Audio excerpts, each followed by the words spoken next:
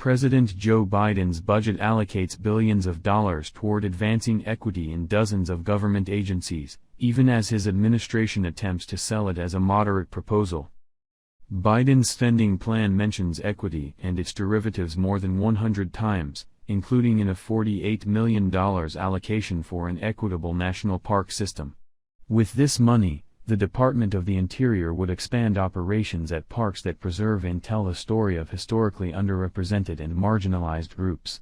The State Department will receive $2.6 billion under the plan to advance gender equity. The Environmental Protection Agency will receive more than $1.5 billion to advance racial equity and secure environmental justice for communities. With a price tag of $5.8 trillion, the budget displays a commitment to the nebulous left-wing concept of equity, which often includes anti-racism training, explicitly favoring minority job applicants when hiring or direct cash handouts to aggrieved groups. Persistent systemic inequities and barriers to opportunity have denied this promise for so many, the introduction to Biden's budget reads.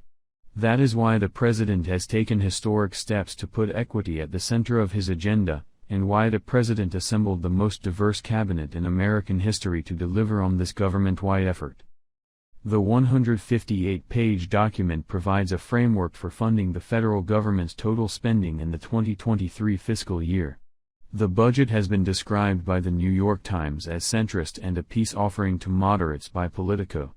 The Biden administration and members of the media have noted the budget contains only a few references to the president's Build Back Better agenda and includes increased funding for local police departments, proof, they say, of the president's pivot to the middle. But there is a clear focus on left-wing priorities.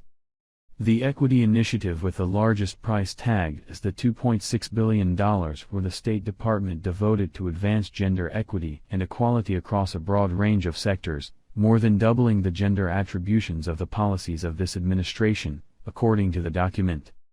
For border security, no money is specifically allocated for the hiring of more Border Patrol agents, even as they face more attempted migrant crossings than at any point in history. Biden's budget does, however, cut funding for detention beds in immigration and customs enforcement holding facilities by more than 25%.